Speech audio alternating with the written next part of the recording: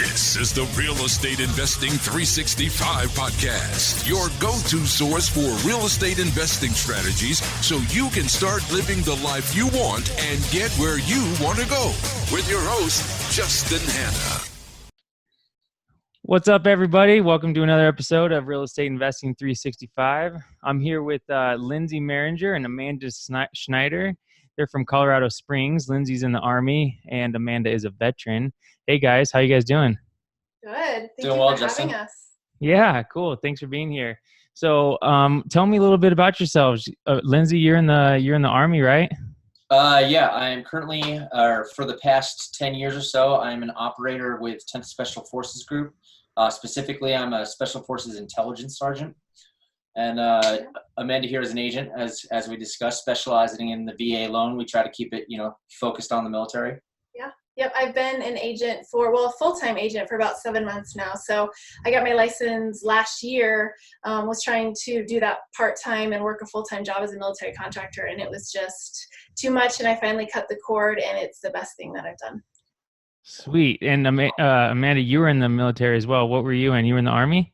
Yep. I was in the Army for 6 years in the intelligence branch as well. So, yeah. Okay. Where are you guys from? I'm from Nebraska.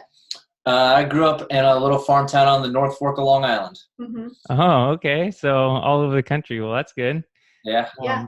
And what did you guys do before the military? You go straight into that out of high school, or?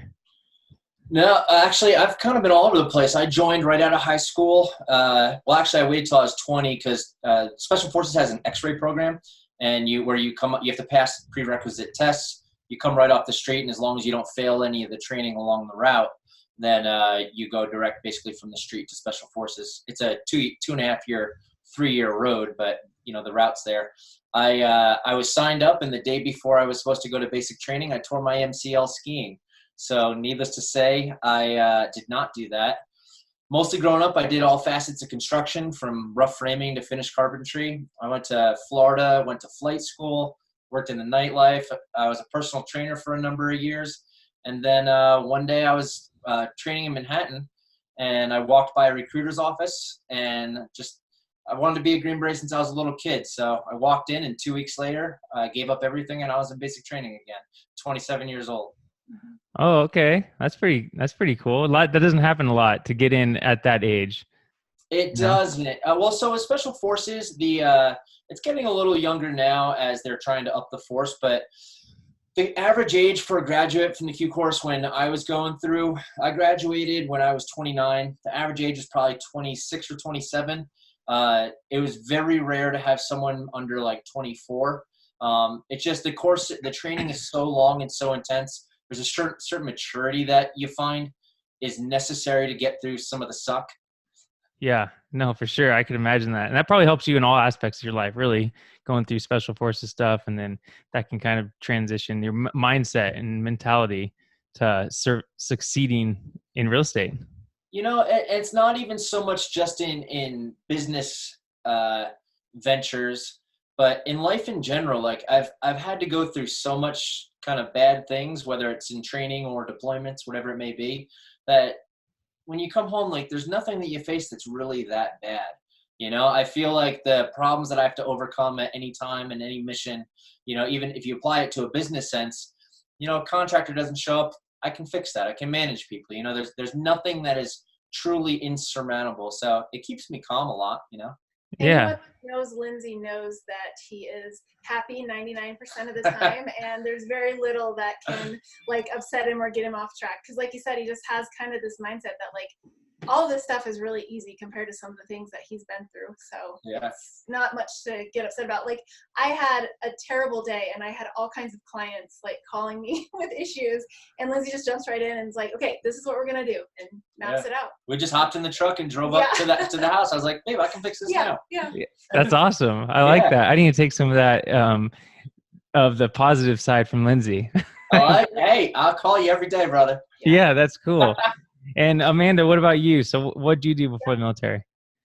So I graduated college, and then like 3 months later, I was in basic training. So I kind of almost did the opposite of Lindsey. In fact, I was like 27 when I was getting out, and I had already finished my time in service. So I did 6 years, and he was 27 when he was joining. And come to find out, we've actually like crossed paths a couple times, like been in the same like towns and things like that, kind of around the same time, like when he was joining and I was getting out. So that's interesting. But I was a contractor for a few years, so I've worked overseas in Afghanistan, Iraq, Kuwait, and then that's what actually got me here in Colorado Springs, was working for a company that was employing me overseas, and then that's how I met Lindsey. And I've been a personal trainer as well, and now a real estate agent. Sweet. All right. That sounds cool. So how did you guys get started in real estate? Like what kind of brought that up? So I actually love this part. Yeah. Because the foundation of who we are as a relationship, real estate is really entwined with it. So I came back from a deployment, and my first day back, I went to a CrossFit gym. Just like yourself and your wife, fitness is huge for us. It's a super commonality. And I walked into the gym, and there was a girl crushing a kettlebell workout, and I was hooked. So long story short, over the next couple months, she was kind of hard to get. And she had brought me once because I do have a construction background. She was looking at a duplex, so I went with her on that and to look at that house. She had found bigger pockets already. Then we had a all or nothing road trip, as we called it. She was either going to be in or not. And we started that road trip with a Tony Robbins book. I think it was Unshakable. And just road trip to that whole book. And then we listened to probably 15 or 20 Bigger Pockets podcasts. Like, there was, very little music on the drive. We were just kind of talking about life goals and how they were all kind of focused around real estate. So as we grew from the start, really, real estate has been a driving force. So Amanda, I guess it kind of sounds like you were kind of in the real estate game already, looking at a duplex, and Lindsey, you kind of fell into place after that. Oh, she leads all this.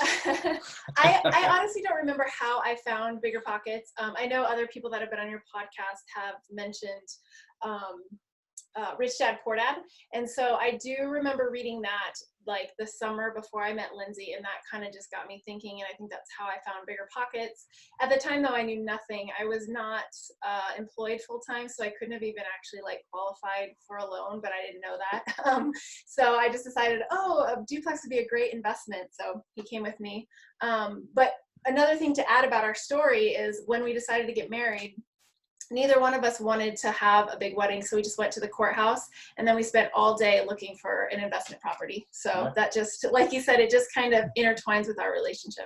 Yeah, no, that's awesome. That's awesome that you guys have that in common, and you both have common goals. Because a lot of times people, it's like one-sided. The husband or the wife will really want to get into it, and the other person's all conservative, or that makes it really hard.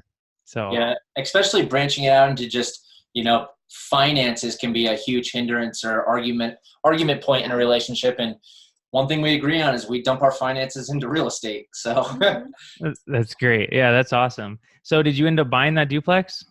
No, it needed way too much work. And like I said, at the time, I didn't have a full-time job, so I wouldn't have been able to qualify for a loan. We didn't buy our first investment property until after we got married. We looked for probably 2 months, and then I think we were under contract within like probably 2 or 3 months after getting married. And that was in 2016. Yeah. Okay. So tell me about that first property. What was it like? Did you guys move into his primary residence, or tell me the story behind it? We did. So we own 4 properties, and all of them are through the VA home loan. So this time we were using Lindsey's loan because we needed to qualify with his income and his full-time employment. So when we started looking, we knew specifically that it had to be something that the VA would approve, because the appraisal process can be pretty strict for the VA home loan as compared to like a conventional loan. So we found an amazing real estate agent through our CrossFit gym that was referred to us. She's actually my partner now. And she, even though she has no military background or anything, she's just worked with a lot of veterans and active duty, so she knows what to look for. So yeah, we just kind of, at first we wanted to find a duplex or even up to a 4-plex, but here in Colorado Springs, it can be hard to find something that the VA will approve. Most of the duplexes, 4-plexes are on a side of town that has a lot of like soil issues and structural issues, and those are things that the VA won't approve. So we ended up doing single family. Yeah, I think Justin, for us, as you referenced, like a first deal. For us, the first 4 properties, it's not so much about a specific deal. It's about our implementation of using systems. So, we learned about house hacking. We moved into that first house. We right away got roommates, and that covered our mortgage. We saw how successful that was. And, when I got back, we actually got it right before I deployed. She got roommates to just be more comfortable at home, not being home alone. So we saw we were house hacking. We saw it worked. We got our second property. Like, heck, we don't mind, roommates. We had a finish downstairs, so we just stayed down there, brought in roommates, did the same thing. This one, we got roommates, and these roommates are actually coming to our 4th property here in 2 weeks. So, just being able to really use the VA loan as a mechanism, house hacking as a mechanism, and now we'll take that, we've used our entitlement, so we'll kind of use the stuff that we've learned through there onto our next deals. Okay, so house hacking, explain more in detail exactly what that is. So it's basically just if you're willing to, like we did, we actually took in roommates. So it's people that are going to help you pay your mortgage and possibly cover your entire mortgage. I think for us, it covers all but maybe like $120 a month of our mortgage. And we're lucky in the fact that we have a common goal, not goal, but value that we don't really want kids. Like we knew that we didn't want that going in. And so it's easy for us to invite, other adults into our house to live with us. And I understand how other people may not feel as comfortable if they had children. I get that. But we've been so lucky. We've had 4 different roommates and they've all been just amazing people. So they've helped cover. I don't think we've ever paid a full mortgage. No. Yeah. That's good. That's awesome. That's a great way, especially if you're able to, continue the savings and not just say, oh, sweet, I'm going to go buy this or go on this vacation or whatever because I got extra money. So that's good. So your first property was a house that you bought. You bought it as a primary residence with the VA loan. How did you find that deal? You weren't an agent yet. So you had an agent.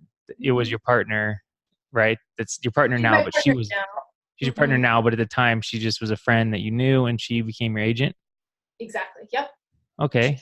And let's see, you did the financing for the VA loan. So was there, what kind of house was it? Was it a 3-bedroom, 2-bath? Tell me the little specifics. Yeah, it was 3-bedroom, 2-bath, right? Yeah. But it also had a downstairs. It had a separate entrance to the downstairs. So again, there was 1 bedroom and 1 bath in the basement. So that's where Lindsey and I lived. But he was deployed for most of it. So it was just me in the basement. And then it was actually 2 of our friends who had a son and they lived upstairs. And I mean, we already knew each other and we got along and that was fine. So. Okay. So was there any mistakes that you made in that house that now that you've done a couple more that, you might avoid next time or that you've avoided since? Yeah. Well, so it wasn't really during that first house, but last year we had to do some improvements to it. The fence was kind of old and falling down. So we replaced the fence. And it was kind of our first foray in a bigger project of using a subcontractor.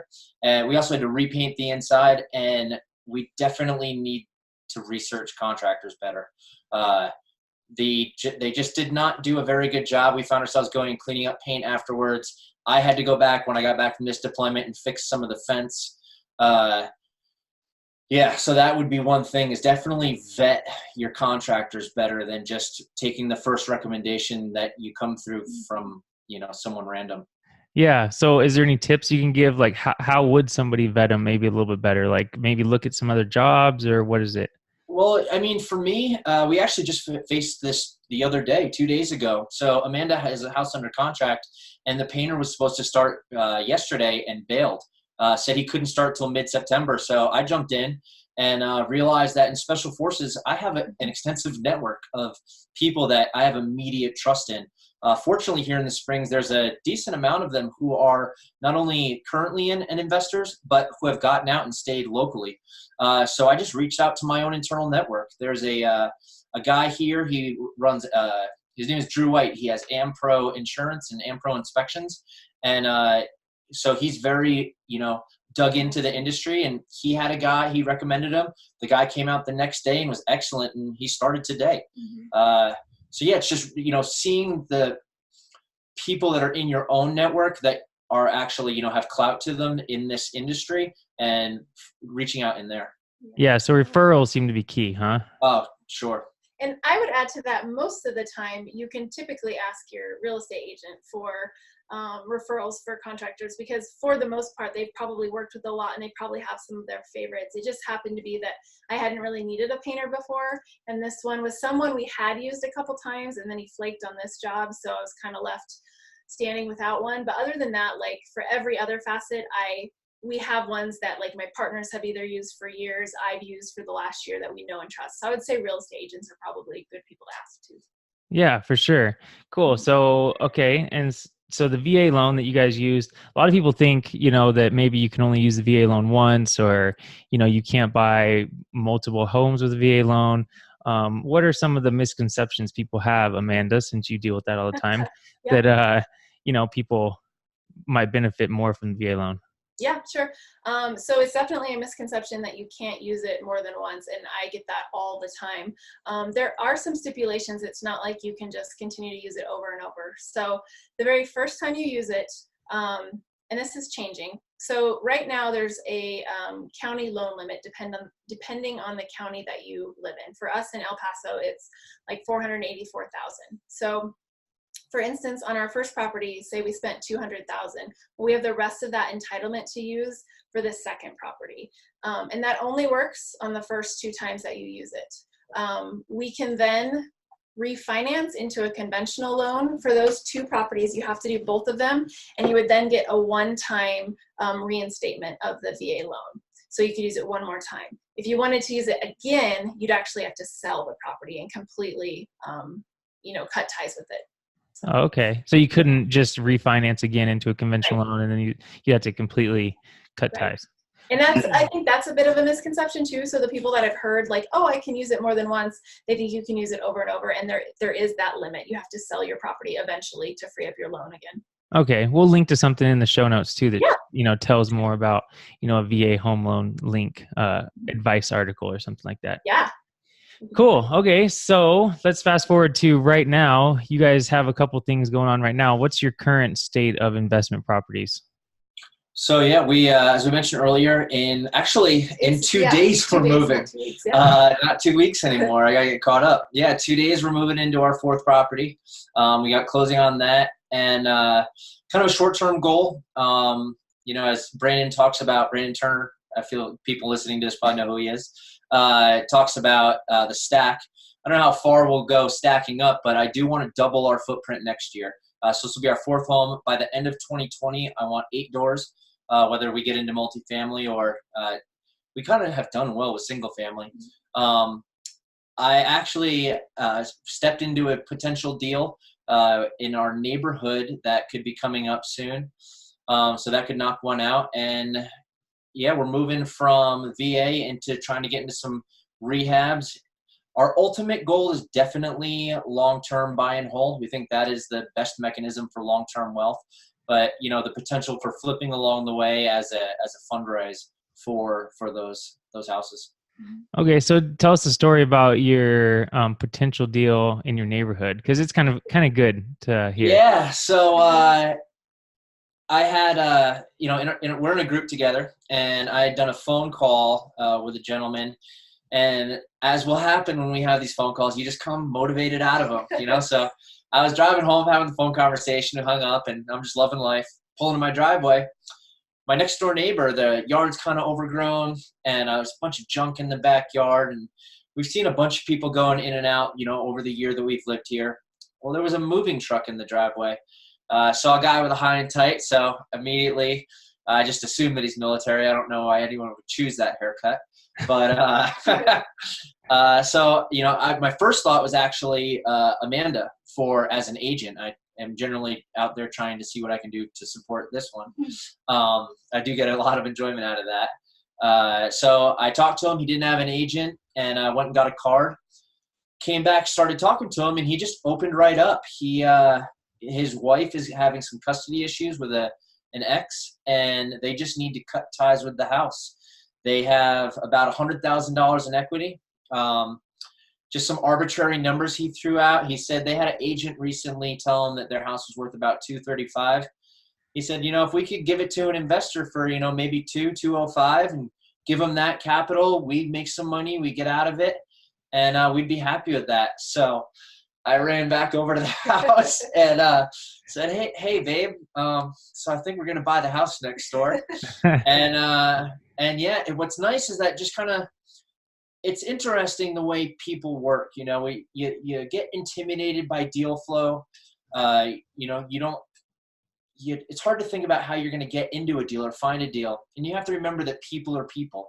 People face circumstances that, you won't expect. So, I happen to just, in talking to the guys, see that they have some internal issues that they're dealing with.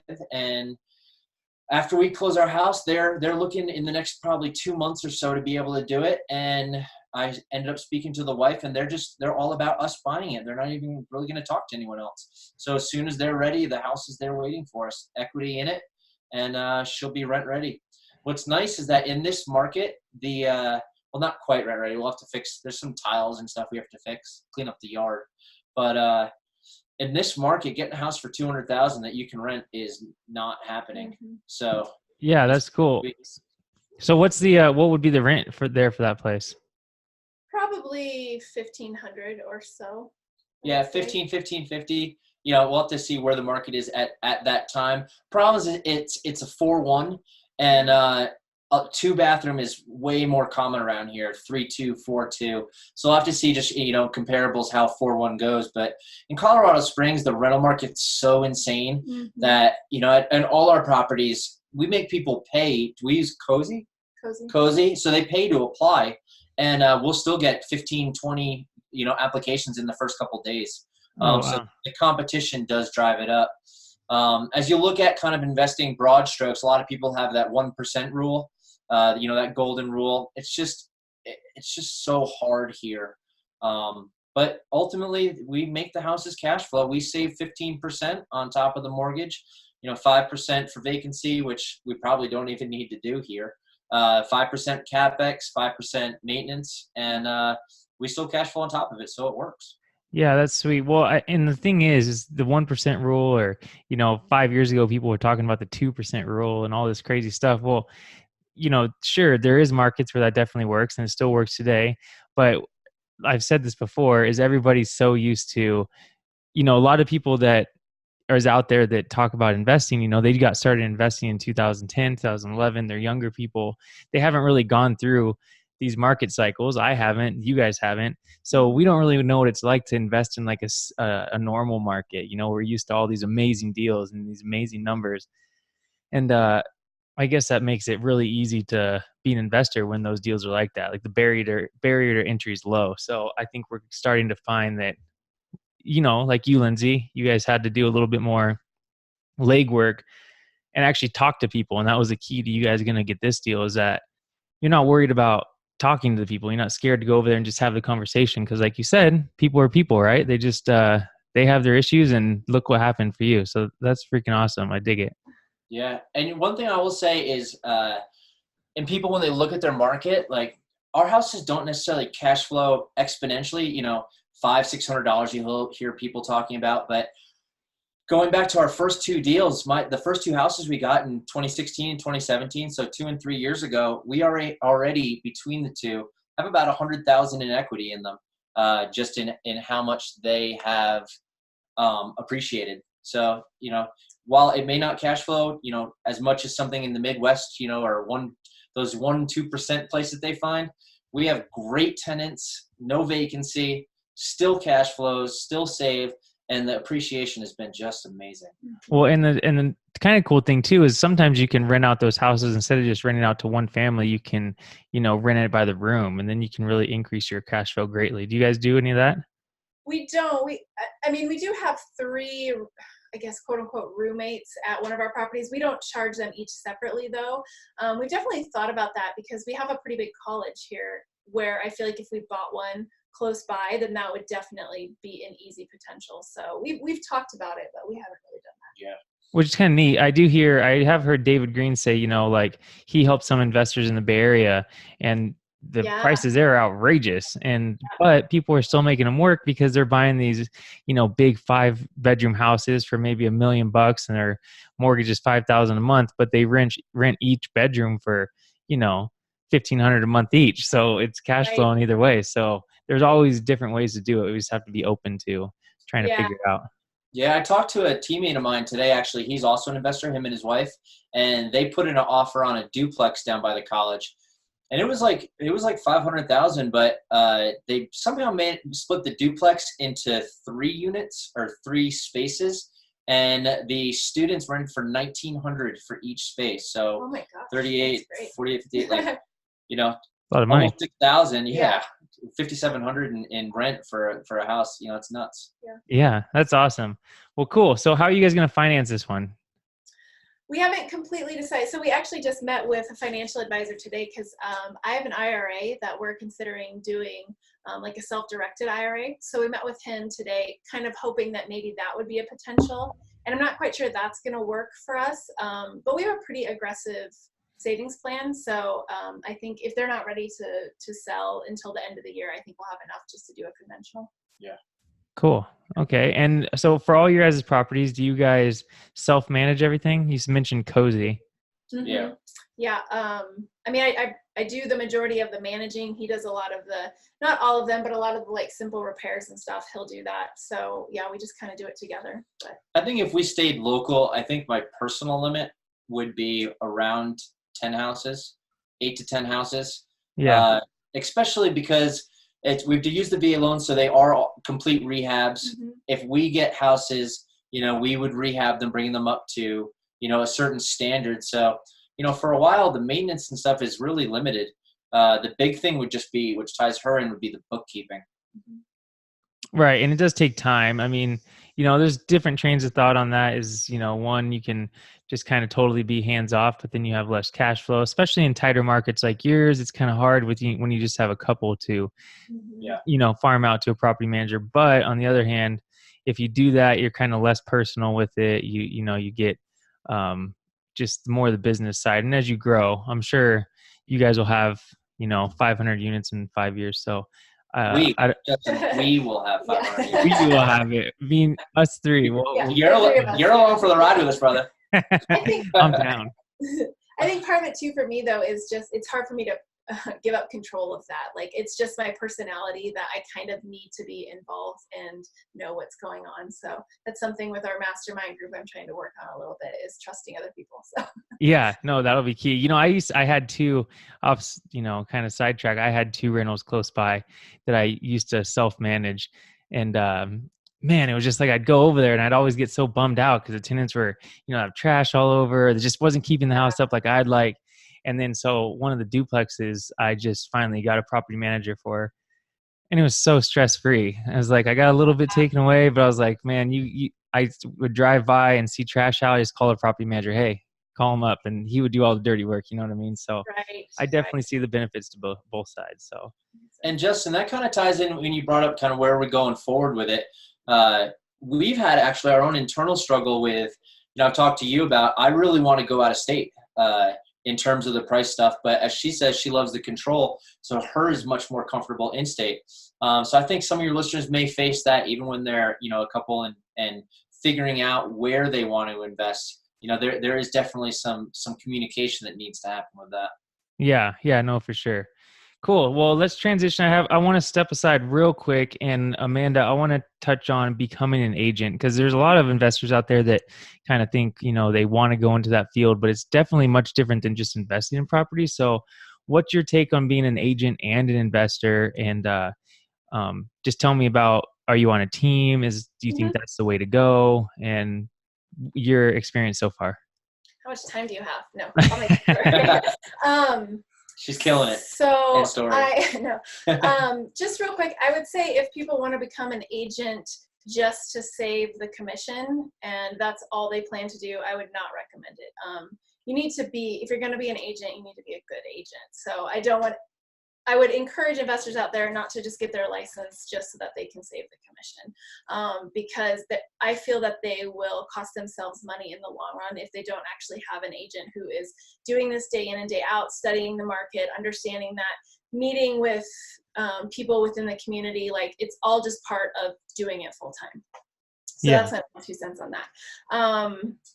But as far as, so I work on a small team. It's a mother-daughter team. And like I said, the daughter, Joy, was our agent. So it was easy for me to just transition. I knew that I wanted to work with them. They knew they wanted to bring someone on. So I don't have a ton of experience knowing kind of what some other brokerages offer. I work for Berkshire Hathaway Home Services. So I guess one piece of advice is I would recommend that anyone that is starting out as an agent that you go and interview several other brokerages, because they're all completely different. You know, David Green talks a lot about Keller Williams, which I think is an awesome brokerage for new agents because they offer a really intense training program and kind of a mentorship. They show you how to grow your business, which is something that I'm kind of lacking with my brokerage. So. Okay. Yeah. So how are you finding clients? Is it just because you have a good sphere or? Honestly, so far it hasn't been super difficult for us, and I think it's just because Lindsey and I know a lot of people here. He's been here for like, I don't know, almost 10 years. I've lived here for like 6 years. I mean, I was a personal trainer for a long time, so a lot of my clients that I knew in that sphere have come to me. We're part of different organizations. I'm part of some veterans groups. So it's just been referral after referral, and I think a lot of it is just kind of like massaging the relationships you do have, like making sure that everyone that's in your sphere knows you're an agent, knows that you're looking to help buy and sell, and just continuing that relationship and making sure once you close a deal with a client that you are continually staying top of mind with them. Yeah, for sure. And one thing that it just comes up over and over and over again in investing or agent side or any business is just like the networking thing. And the networking thing is hard for a lot of people. It's hard for me. You know, I've worked in construction for a long time. The social aspect is hard, but if you really want to get ahead, you need to like get part of groups, go to RIA meetings, just meet people and just talk and be normal. You know, and don't be that weirdo that says, "Hey, want to buy my house?" Or want to sell my house or whatever. You know. Yeah, exactly. So, you got to just get out there and do it. Yeah, that's cool. Okay, cool. So we're gonna move on. What is some good resources that how do you guys like to learn about real estate the best? Like it could be podcasts, books, seminars, real estate meetups. What is your guys' preferred method to learn? So probably the top podcast out there is Real Estate Investing 365. Oh yeah. That's my current go-to.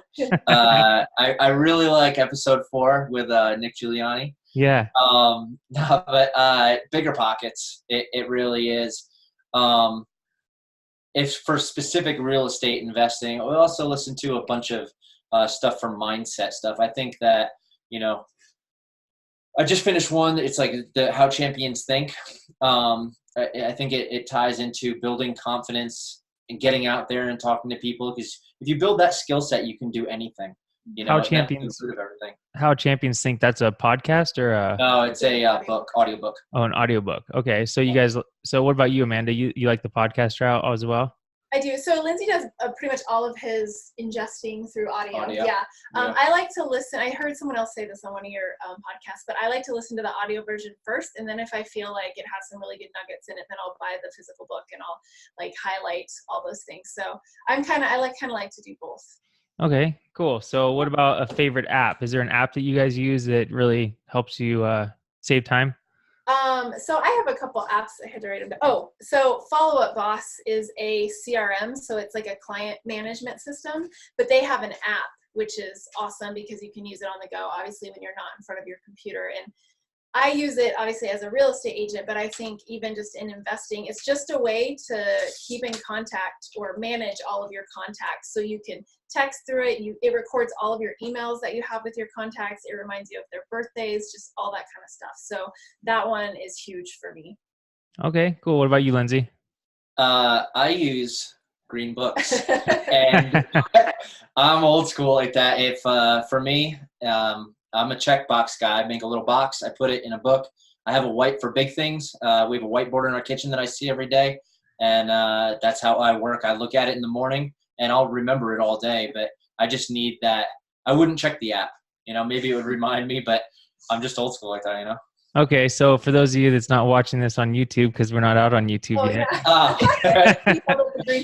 We're on video right now. What? Yeah, we will. It's coming. So he held up a little green notebook. So he likes actual physical books or whiteboards, right?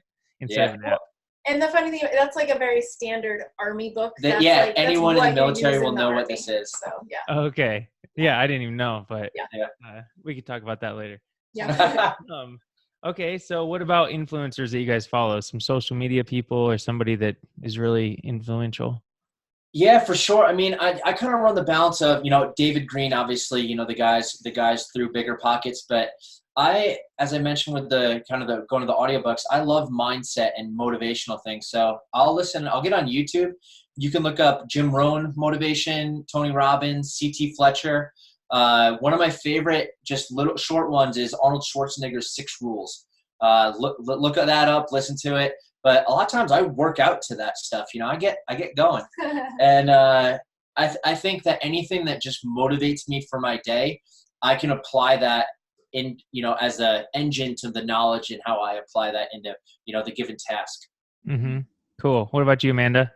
I don't really have any that like anyone outside of the Colorado Springs market would know. I follow a lot of other real estate agents and investors because I want to see what they're up to in our market here. So. Okay, cool. Yeah.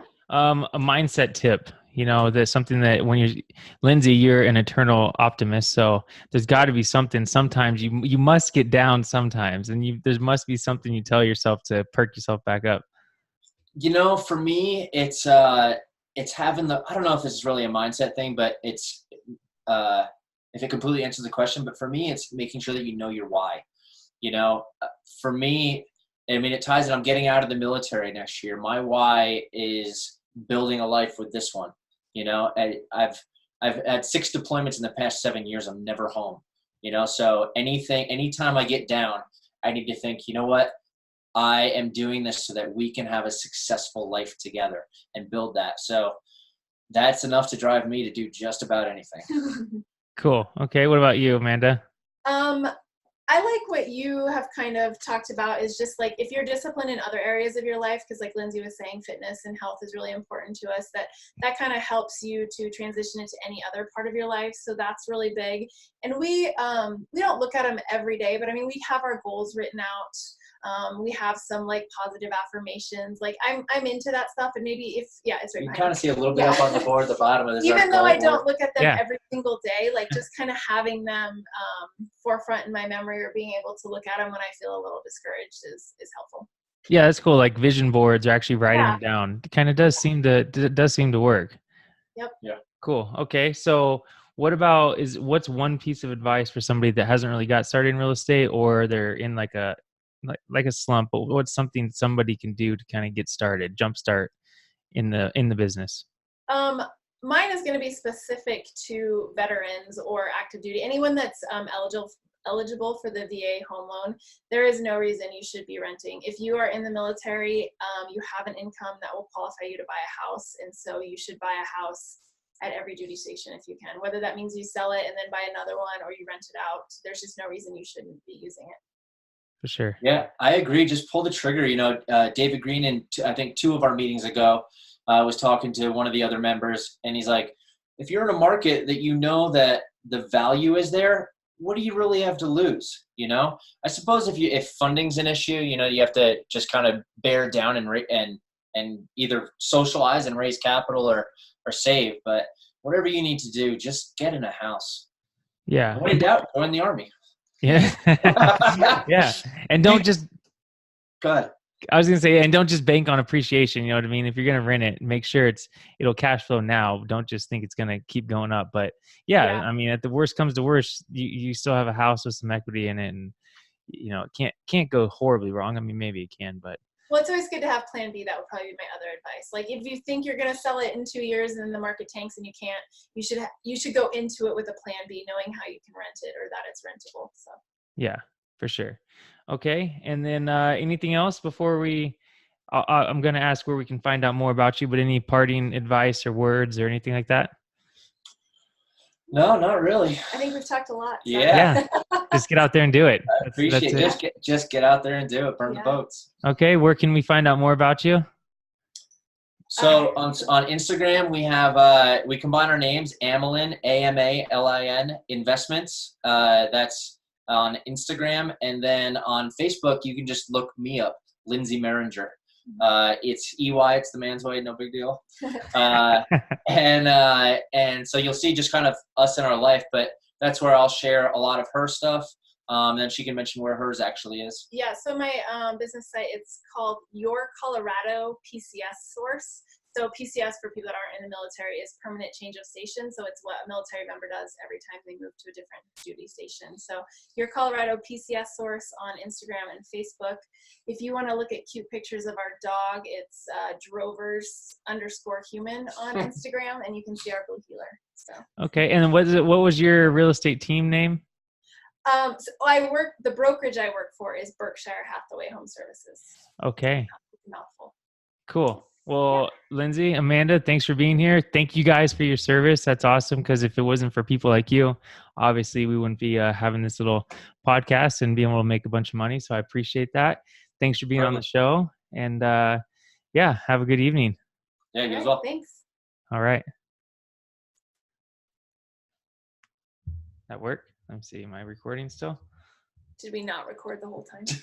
Imagine.